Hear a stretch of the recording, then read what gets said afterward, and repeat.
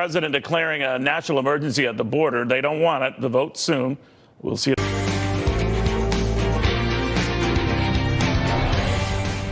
Hi, I'm Greg Gutfeld with Morgan Ortagus, Juan Williams, Jesse Waters, and an electron is her nightlight. Dana Perino, The Five.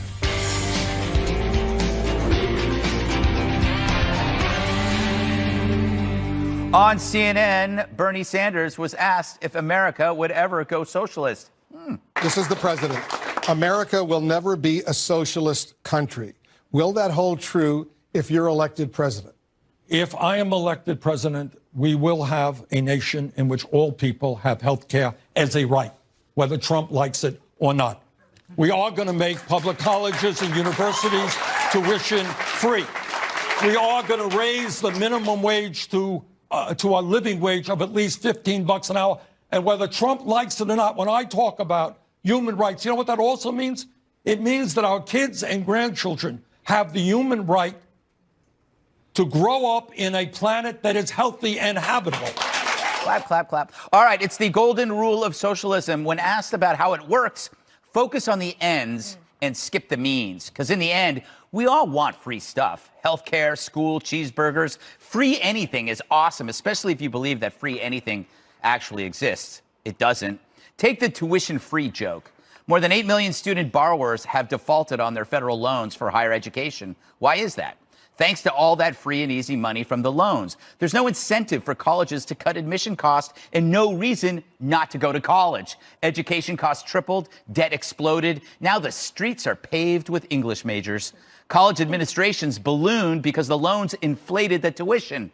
It looked like it was free, but now you're broke, which means you can't buy cars, goods, or a home because you're busy paying off Uncle Sam. That's how you kill industries. That's socialism. It's a drag on the economy, and it's a drag on you. Still, so many think that if you vote socialist, all your debts are forgiven. If students are debt-free, then colleges must be cost-free. Free buildings, free books, free beer, free you, free me. Socialism's talent is getting people like Sanders to lie about free. Because who doesn't want a free life? Capitalism, it's such a drag. Like gravity, it's a downer.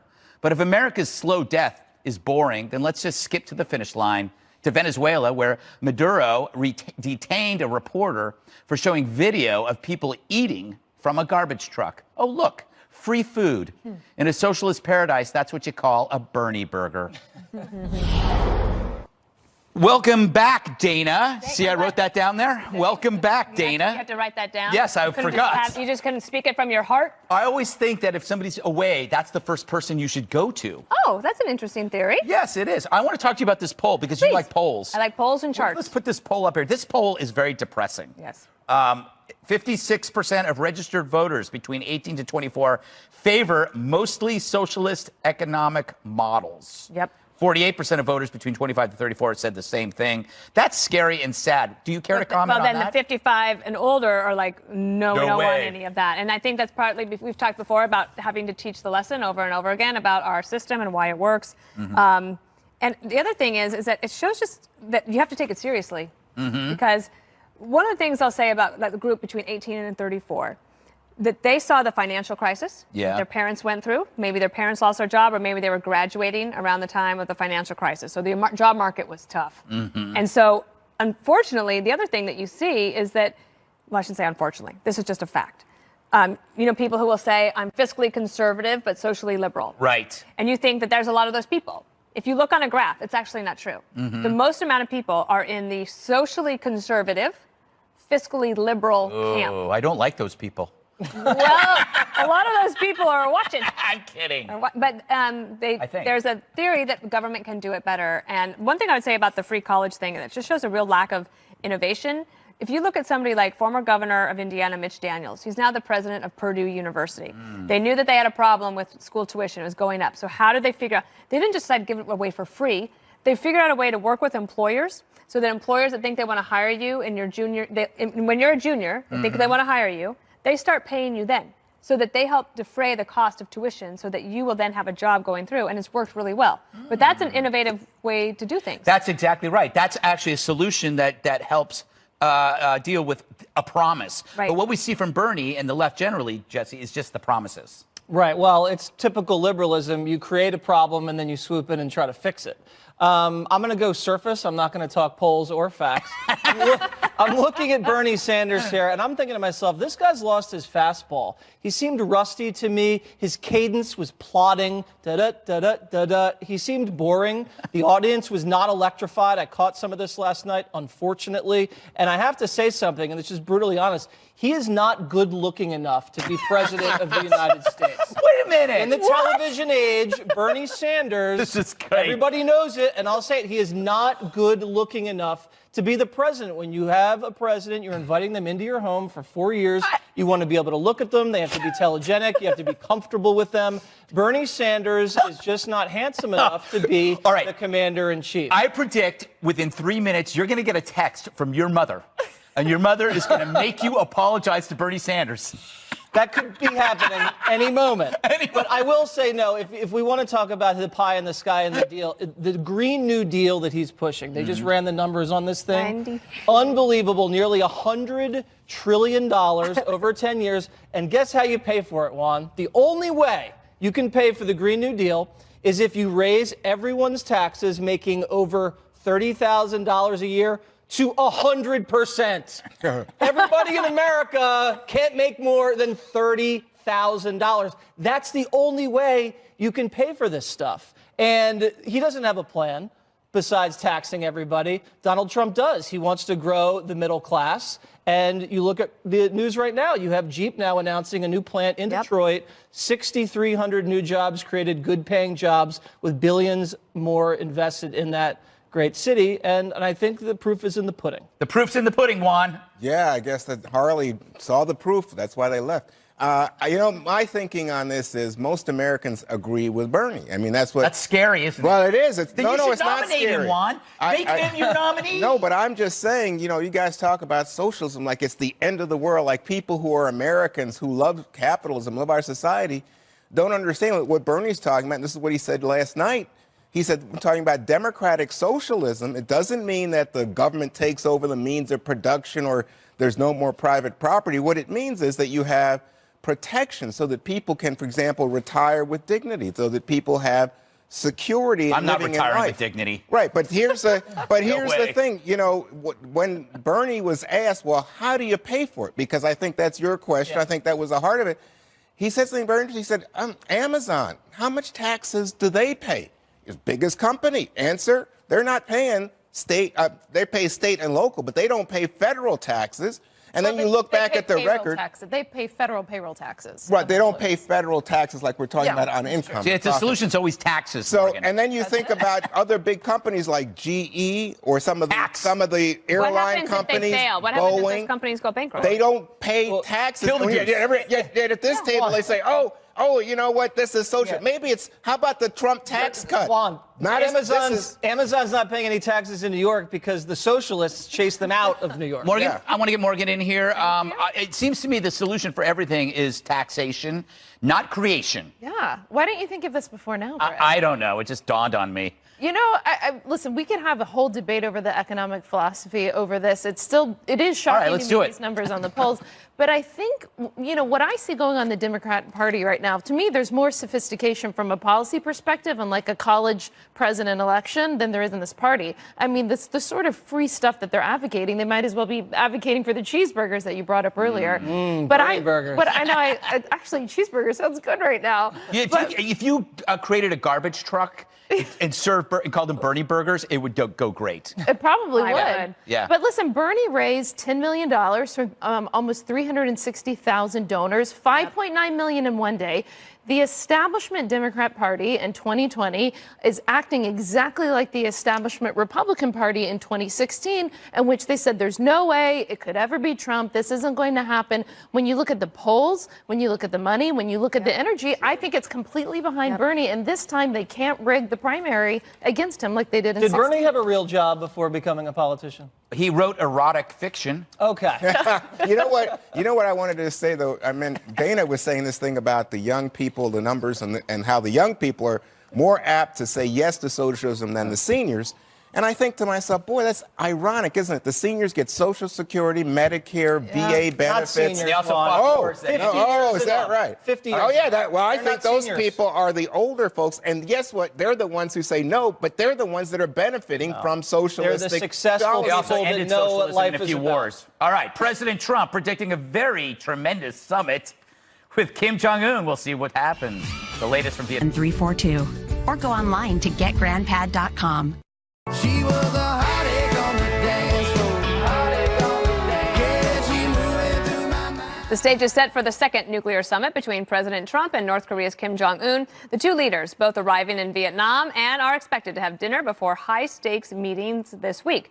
President Trump stressing the ultimate goal is the denuclearization of the Korean Peninsula. And Greg, here's the thing about people being impatient about diplomacy. When you look back to the summits that Reagan had with Gorbachev, Right, like in a history book, that's on one page. right. But it took years to get done. So this is not like seamless where you dial it up and the diplomacy results. That is come a in good immediately. analogy. Oh, I didn't even ask permission. Yeah, you know, what? I didn't ask permission, Permission to to use make an analogy? Oh, no. I'm thinking about what I'm going to say. I'm sorry. No, I said I didn't ask permission to use an analogy. Oh, permission I mean, granted. Thank you. Permission granted. Okay, they keep using the same old argument, which is we're obviously conceding something. All the jokes in the media are Trump is going to give away the farm and all that stuff. What are we conceding? When you are just having a conversation, if you believe having a conversation is a concession, then you are, by definition, the world's most homicidal hawk. Because if you can't have a dialogue, then all you can have is war and death. Because there are ugly, rotten people on this planet that you got to talk to. And if you remove the dialogue, you got nothing. The other narrative is that Trump's just out for positive media. So if the positive outcome is a dramatic reduction in nuclear threat, but you don't like that, Yeah. because it's positive for Trump, you're a loser. It's got to suck to be in the media and be the bad guy in the movie, like to be the bystander rooting for the guy that's supposed to beat the Karate Kid. You know, you're the person in the movie that's rooting on the bad person. You're rooting against Rocky, essentially. And even if there's good news, it hurts you because that means the person you don't like won. How petty and destructive. I like how you have compared Trump to Rocky, and you compared Trump to Reagan. This segment is off to a great start. Read your mom's Is that what you think I did? Oh, yes, and my mom actually did text, and she said one word, Jesse, vacuous. In all caps. All caps. It is in all caps. Morgan, let me ask you about this question because Greg brings it up. There's this skepticism, and you even see it that unnamed White House sources are saying that Steve Biegun, who is the envoy, is going to give too much away, as if President Trump doesn't know what's happening and they're going to pull the wool over his eyes. I had someone on the Daily Briefing that thinks that's not true and not the case, and I know you were just at the Munich Security Conference, and I'm curious if any of this came up. We weren't really talking about North Korea at the security conference. The conversation was on China, which is really for the first time that had happened because it had been on Russia and everything else. So I think what's really fascinating is the pivot to Asia that President Obama talked about that he wanted to do for so many years. We've really now seen that come full force in American foreign policy because we are simultaneously negotiating with one of the world's nuclear powers, North Korea, while we're negotiating with the Chinese. So it's just like from my nerdy geopolitical perspective, it's one of the most fascinating times in history. I think what we've seen is that the status quo as it relates to North Korea was untenable. What President Trump when he came into office. And so I totally 1000% concur with your point about diplomacy taking time. I don't think that we're going to get some sort of huge expectations out of this summit, but it's about building trust. It's about building a relationship to get some of these key wins. I think that's the path we're headed on. Juan, do you have a historical perspective on that? Because you were working, I think, at the Washington Post at the time during trying to end the Cold War. Sure, but I mean, so the big difference there is obviously Reagan and Gorbachev and then George H.W. Bush. But the difference is that you had a sense of what Americans were willing to give and do to get something from Gorbachev. And here, we just don't know. And I think that's what opens the door to people saying, oh, so we're going to end the war? You know, are we going to say the Korean War is over? Are we going to say? I think we may. I think that's well, that's possible. okay. So that but we don't know. But is that okay? We are going to no. It wouldn't be okay because that has ramifications. Dana, for example, does that mean that we pull back military? Do we pull back our military? We have like 28,000 people right there. So what does it mean? What does it mean if we say, oh, we're going to put a diplomatic liaison office in North Korea? Again, we don't know. And Mike Pompeo, the Secretary of State, and others are saying, well, we're not sure. We just want to have a conversation. Wait a second. Why are we giving this guy, Kim Jong-un, who is a global threat, such an amazing platform, time with the President of the United States, at a time when the President is hungry for a victory? The question is, what are we doing? You are so rooting for failure. You put it this way, you go like, how can we talk to this man? That's the only way you can do it, is talking to them. And number two, hungry for a victory. Be happy he gets the victory. So Gina Haspel at CIA, Dan Coates, Director of National Intelligence, whose job apparently They're is the bad cops, so for they're saying police. something. Oh, if being honest now means that you're being a nattering nabob of negativism. Oh, my God. But the Well, intelligence Jesse community hasn't had a doesn't chance to call. talk, and we have not. I just think he's hungry for a victory for the American people, and that's peace. That's what he's hungry for, peace, Juan. yeah. So, you know, you can talk all the trash you want. I found very interesting Yes? that the biggest news so far out of this summit, which hasn't even happened yet, is that Kim booted all the press out of their hotels. And the press is angry, Dana. I would The press be has too. never been more angry. Now they finally realize that Kim is worse than Trump. Trump would never kick these people That's true. out of the hotel. That's true. So He'd let them stay. There's like a benefit to it. It would be a bummer to get kicked out of your hotel because he was unhappy. Oh, it's happened to me many Oh, Get you over have to yourself. repack your bags? Yeah. Oh, that's a lot of packing, by the way. You know, All right, the we got to funny- go. the funny- Democrats hang trying on to. a second, Dana. Don't you think the funniest sight, though, but the press Megan's gonna yell at was me. Hannity on a motorcycle going through Hanoi? We have to go. Okay, because Democrats are trying to block President Trump's emergency declaration. The latest battle over the border wall next. He wasn't wearing a helmet. 705.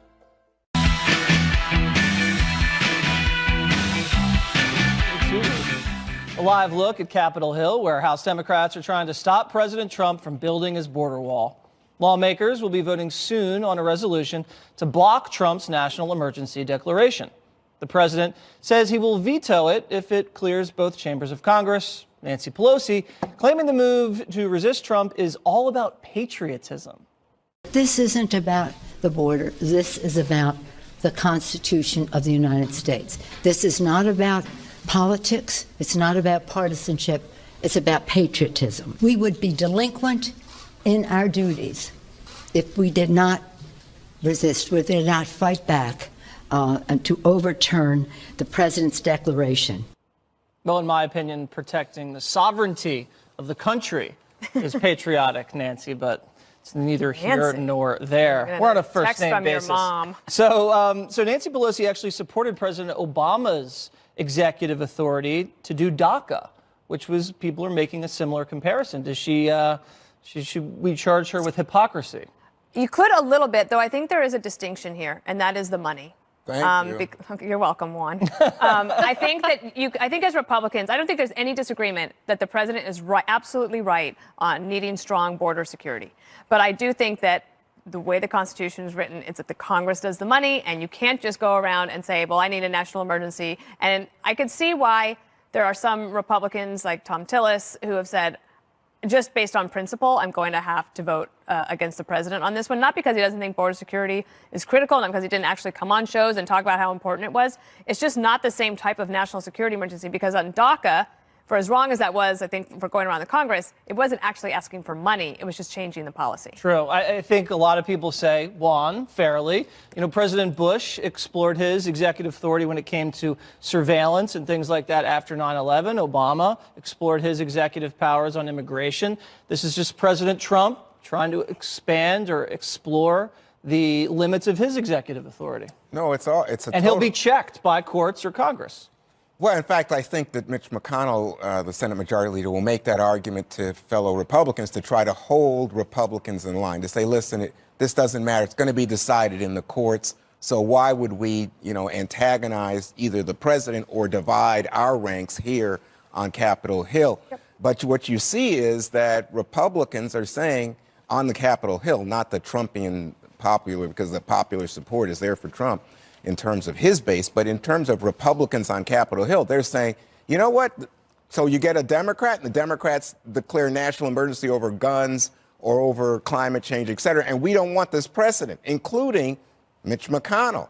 So you get people who are saying there's real consequences to his behavior. It's extra constitutional. As Dana was saying, you are literally saying to Congress, who has budget authority, I'm going around you. That would be scary if a Democratic president declared a national emergency on guns, Morgan, and started taking people's weapons. That would be a revolution. That'd be an emergency. That would be an emergency. That's a real emergency. It would be a war. Yeah, I can understand where the administration gets frustrated with congressional Republicans here because they seem to be more worried about the constitutionality of his actions and actually getting him the wall in the first place, similar to repealing and replacing Obamacare. You know, Lindsey Graham just tweeted right before we came on the show that Vice President Pence said today that in 2014, Obama declared a national emergency for 120,000 minors that were interdicted at the border. We've had 120,000 or over that already in just this fiscal year. So you can argue whether it's a humanitarian crisis, whether it's a national emergency, but Democrats, as the senator pointed out, have spent billions of dollars working on the crisis at the border. But what's happened here is anything that Trump is for that they're against. Trump is for capitalism, we're for socialism. Trump is for free democracy in Venezuela, we're for a dictator, we're for Maduro. You know, we just heard earlier, you know, as it relates to North Korea, Trump is trying to have peace, potentially peace deal in North Korea. We're suddenly become war hawks and supporting a more aggressive stance with North Korea. So it's just opposite day. No, I think people just don't want us to get run over, Morgan. People don't want to just because Trump's ego says, I need a win. Are you talking about on North Korea? But here's the thing. Here's the thing, Morgan. You have 58 former national security officials say yesterday. Who are all for President Obama or never Trumpers. No, but they're saying there is no emergency. I mean, at this moment, do we see a caravan running over? No. That's a great point because just 3 months ago, all those Democrats were screaming about a humanitarian crisis because there were caravans running over. Then, like a few months later, 2 dead children, and they're like, don't worry about the 2 dead kids. We don't care about the caravans because we don't have the visual anymore. We don't have the visual. So once Trump is talking about a humanitarian crisis, it doesn't matter to them. They don't even, these are the people that were screaming about a process who then don't give a damn about 2 dead kids. Yeah, but because they no longer serve. No, they didn't. You laughed when I brought it up. I got to say this, you know what? It was supposed to be a caravan filled with people who were diseased, filled with terrorists. 2 died. MS-13. 2 died, Juan. It never happened. Yeah, when it doesn't happen, prove my point. When it doesn't happen, and you don't care now. You don't care, Juan. No crisis. You know what? Crisis. And shouting and rhetoric is not going to carry the day. No, that's a fact. That's why you get 61. You ran out of your crisis. No, because 61. Why did you let me finish, it's not me. Yes, Greg. it is. You are the one that shouted crisis, and then you stopped shouting it when it was not politically viable. I think there's only one person shouting at the table, but 61%. All right, I'm declaring a national emergency on the 5. 61% we are shutting of us. Juan no national down. emergency. All right, pull Juan's funding. Sore loser Democrats are trying to change the rules to beat Trump in 2020. Find out what they're up to next.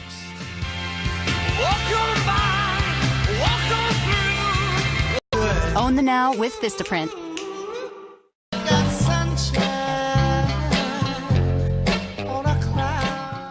It's an issue Democrats have been talking about since the 2016 election. Nearly 3 million more people voted for Hillary Clinton than for Donald Trump. That is not exactly the sign of a healthy democracy. Democracy hangs on the idea that whoever gets the most votes wins. We might want to take a look at the whole electoral college, in which case is seating a man for president who did not get the most votes. So I think it needs to be eliminated. I'd like to see us move beyond it, yes. Colorado now set to join 11 other states and Washington, D.C. to bypass the Electoral College. The plan calls for the popular vote to determine the winner of national elections. The idea still needs more support to become fully, effective, but it's gaining momentum. So you get a situation, Jesse, where people look at it and they say, gosh, it's no longer one man, one vote if, in fact, the Electoral College is carrying the day. What do you think? If I ran into the Electoral College at a bar, I'd buy the Electoral College a drink, and then I would grab the Electoral College by the face, and I would plant a big, fat, wet kiss on the Electoral College's mouth, because without the Electoral College, we would have President Gore and President Hillary Clinton. So it's probably my favorite part of this republic. Republic. That's what we are, Juan. Not a democracy, not mob rule, a republic. I think the framers had it right And, for people in Wyoming, Yeah. I think it's also very important. By the way, didn't Trump, though, say he'd rather have a popular vote? He could have campaigned in California and cleaned up. I see. So, Morgan, you get a situation where people say, hey, you know what? The Electoral College was set up to appease the slaveholding states in the South. And so what we have now is a modern situation where you have the concentration of populations on the coast, and you get a state like Wyoming, gets 2 senators for 500,000 people. California, 33 million people, they also get just 2 senators. Are you saying the Electoral College is racist? I knew it. I didn't say it was racist. I said it was Standing O to Juan, he made it into a race argument. No, but there are people who believe that. And I know. Jared Stettman of the Heritage Foundation, I had him on one day to talk about this because I am from Wyoming and Colorado. Racist. And I think that this is terrible. If you go to Jared Stettman's page, he'll explain that whole thing to you. The founding fathers said, okay, that these states are going to have the rights that others have. That's how it was set up. And the thing is, just because as our country grew, more people decided to move to California than to Wyoming, doesn't mean that people should just get to choose to change the Constitution without actually having to go through a process in a constitutional convention. And why would Colorado, I'm just asking you guys honestly, I know the new governor is going to sign this bill. Why would you give away your power as a state? Why would you do that? What if there's like major election fraud in North Carolina, for example?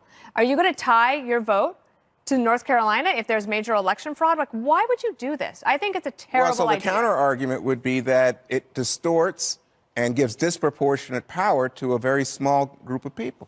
Well, I should let somebody else comment. Well, no, you go ahead.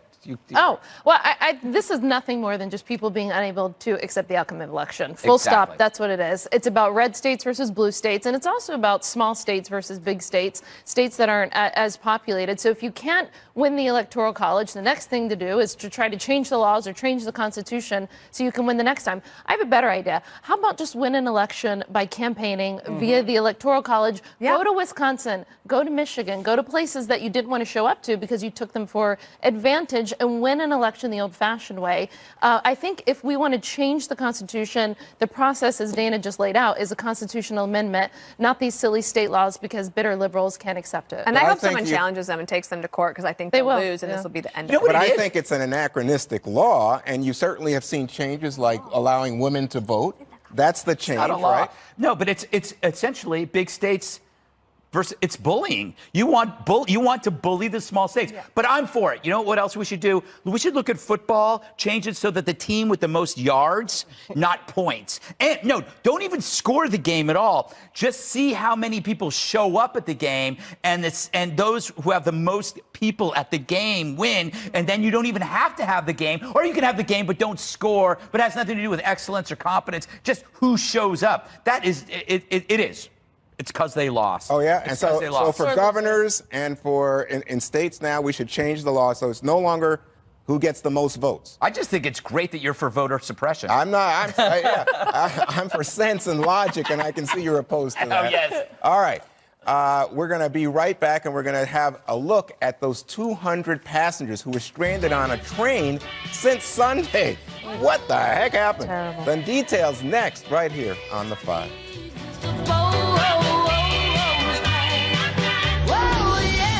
Payments. That's 1-800-310-7661. Online at drfieldbrush.com.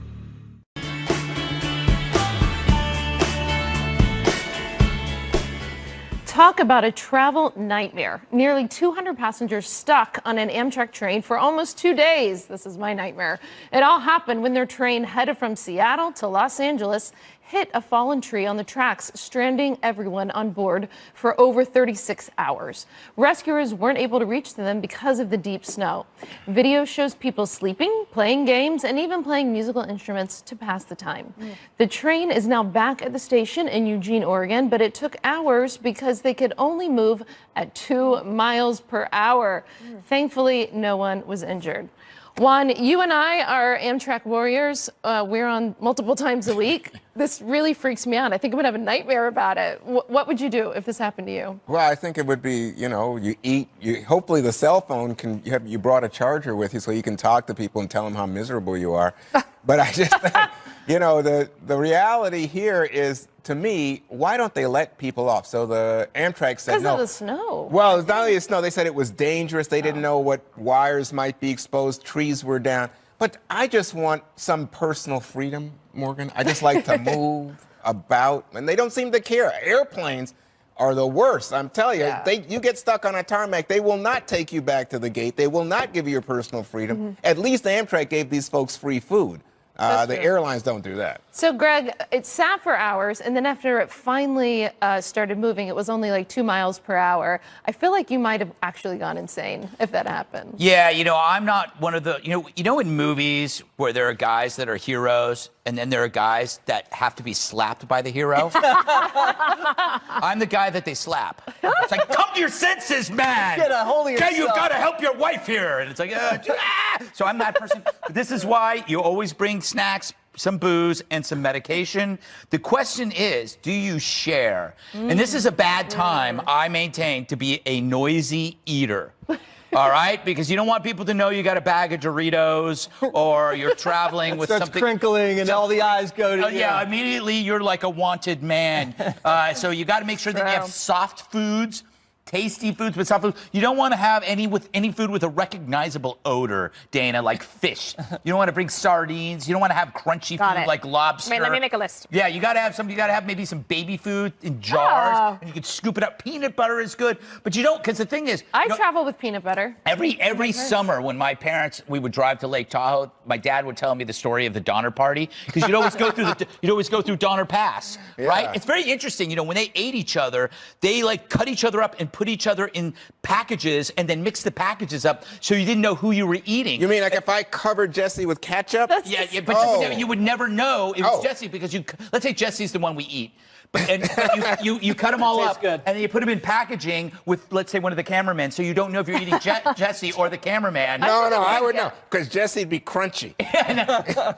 No, you just find a lot of red meat. Oh, there we go. I can't believe we're talking about eating our co-hosts. Yeah. We're all eating you, dude. Could I quote Scott Adams? Yes. I would like to quote Scott Adams. So there was a there was a tweet that he did the other day that it caught my eye and it made me laugh so hard. At Donner Pass, there was a huge snowstorm and all of these cars were stuck. And they couldn't go anywhere. And he tweeted, "I hope they brought a lot of sandwiches." I thought it was so funny. Do you know, Donner Party was the story that every kid grew up with, and if you went to Lake Tahoe, they told you that story every time you had to go through Donner Pass, because it's a horror. If you've never heard the story, you've got. I'm from Florida. It's a great book. I grew up on the beach. What's the book?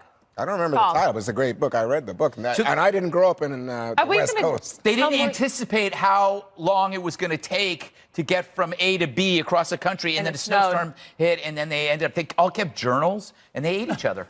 That's not for a while. They didn't eat. It took them a while to get to eating each other. Yeah, but then one of the survivors opened a restaurant. So, Jesse, I thought the segment could have gone a lot of places. Yes. I didn't think we'd be eating each other by the end of it.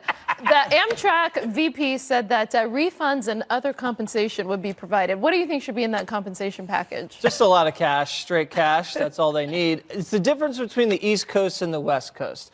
On the West Coast, when a train gets stranded, they play guitar and they give each other massages. Ukulele. If this happens in Jersey or New York, they're going to be knives being stuck in other passengers. Also, what I would do, I would buy the bar car. I'd buy the whole bar car out, and then I'd wait a few days when people got really hungry, and then I'd price gouge. Also, you make friends with the conductor, okay? Because you want to establish, rapport with the authority. So if there is ever a struggle, he's going to let you out first. Also, you steal the toilet paper. That's the first thing you do. Yeah, absolutely. And then you also want to identify an enemy, because people will rally around each other when you can identify a crazy person. So you'll feel less stressed out when you can point to someone like, that's the bad guy. That's the lunatic, probably you. That's the guy that's hoarding, that's screaming, that's yelling, and it's us against him. And you kick him out of the train. Yeah, you kick him out. And that's, it distracts people. This is why I travel with so much crap. Like, I've got a purse this big. I've got peanut butter in my purse. I've got hand sanitizer. Literally anything. That is alcohol in You it. eat hand sanitizer? Well, it's got booze in it. No. When it comes down to it, you can barter with hand sanitizer. No, but I'll start. Yeah, no, That's the only food you take? I take like protein bars, and I always have peanut butter in there, and I have I have everything. I have those like hand wipes. You know what because people are going to start gross. eating after a while? The Bernie burgers. Yes, exactly. That's what's going to Suddenly happen. the things that were thrown away become like delicacy. That's your entree. But the one thing You're the you entree, said Jesse. in your terrible vision of America there, where we're all at each other's throats, is the toilet paper. Yes. Because I think bathrooms. You're talking Venezuela. Bathrooms are going to go out of control pretty quickly. Well, this train is a microcosm under Bernie Sanders. No, it is. We're talking about Venezuela. Everything's finite resources. Yes, and you end trains up don't fighting work. over things. Yeah. The snow is causing everybody to. You're eating out of kill the each other. garbage. Yeah, I thought when you opened the restaurant afterwards, though, it would be a vegan restaurant. Me? Yes, that's what I thought. I'm not Cory Booker. That's what I thought. That you and Cory and the gang would be. No, like you 'Cause you're said, red meat. That's all I serve. You're a hipster millennial, dude. Well, I am. on this I am younger enlightening than you are. conversation, one more thing is up next.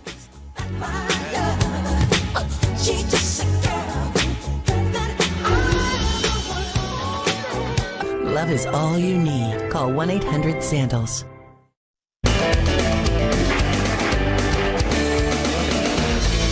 One more thing, Dana. So on New Year's Eve, a tradition on the 5 is we make predictions, and I've had a very good track record. But already I'm down 2 because I said Brady was going to retire, not happening, and I said the Rams were going to win it all, not happening. But I did make this other prediction. Watch this.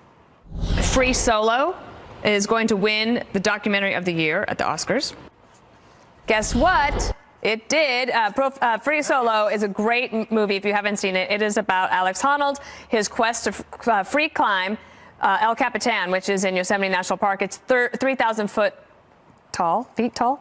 And it was amazing. I got to go and see the premiere, and I just knew when I saw it was going to win. So congratulations to all of them. I know the producer and director. They're a lovely couple. So I went to talk to a guy at National Geographic, Gary Neal, Yeah. who's the president, and he said, I was watching the 5 when Dana mentioned Free Oh, Solo. really? And Juan, you said you didn't know what it was about. You got to go see it. So I went to the Air and Space Museum where they have the wow. big screen. It was impressive. Awesome. Yeah, good movie. Good movie. Everybody should see it. Free Solo describes my Saturday nights. All right, Juan. So you're turning 100 years old. Everyone's asking you, what do you want for your big birthday? Well, Joe Cuba in Wichita Falls, Texas, has the answer. He wants birthday cards. 100. Yes, one for each year of his century-long life. And guess what happened, folks? Since he made his appeal, people across the USA have sent him thousands of cards. That's great. His birthday is March 2nd. See the mail service people with those large bundles? Those are all cards for the World War II veteran. If you want to send him one, please do. I think it's to be a wonderful act of kindness. The address is 918 Midwestern Parkway in Wichita Falls, Texas, 76302. And from all of us here at the 5, happy birthday, Joe. Aw, happy birthday. All those cards. What does that do to climate change? I don't know. I don't know. Hope they AOC, recycle. tell us what to do. All right, it's time for this. Greg's parenting tips. You know when you got a crying baby, and we all have had crying babies in the past, I like to put on a costume that makes me look like a dog. And then when the baby cries, I just wait for the right moment. And I get up there and I stop the baby from crying. Of course, you need a good dog costume. That costs me a lot of money.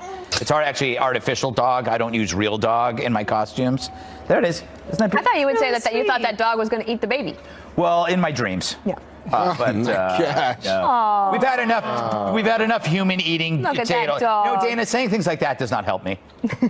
Doesn't help my brand. Jesse. Oh, your brand. Don't get me started. All right.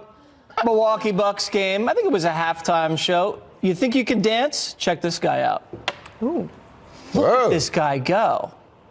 Look at this. Wow. Look at that. I mean, you look at him, you don't think yeah. you can move like this, and wow. Oh. Look at that.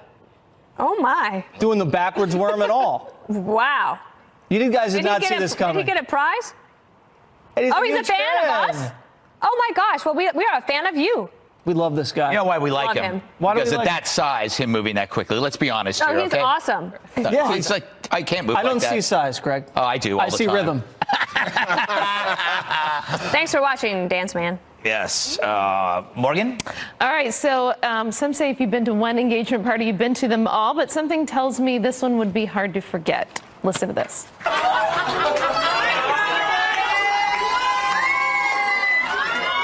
What's going on? What happened? Is that Taylor Swift? Yeah. Who's that? So that's Explain it, star Morgan. Taylor Swift. She traveled to LA to surprise one of her super fans at an engagement party. He had emailed and asked for her to come sing, and she showed up. She performed her 2017 ballad "King of My Heart." The surprise was organized by Alex for his fiancée Rosh Girard, and he said, "I'll never be over this. Nothing in life feels real." By the way, I'd like to issue a correction on my one more thing. The big guy dancing in the video that I just showed from the Milwaukee Bucks, not a fan of the Five. He was a fan at the game. Yeah, he's just a fan of the But game. maybe he could also be a fan of the Five. I hope he's a fan. Now he is. Now he's a fan of the Five. Yeah, that's true. There you go. All right. Well, who was that lady? Taylor what? Swift. Oh, okay. T Swift. I thought that was terrific. Central DVRs. Never miss an episode of The Five. Special report up next. Hey, Brett. Hey, Greg from Hanoi. I'm sure that guy's a fan of the Five. Thanks. This is a Fox News Alert. I'm Brett Baer. We are coming to you live tonight from the bustling Vietnamese capital of Hanoi, a location with much history, of course, for Americans, dating back to the Vietnam War of the 1960s and 70s. Now, in the beginning of 2019, Hanoi, about 8,300 miles from Washington, D.C., is the stage for the second summit between the man in charge of one of the world's largest and most powerful nuclear arsenals and the dictator who rules an aspiring nuclear power.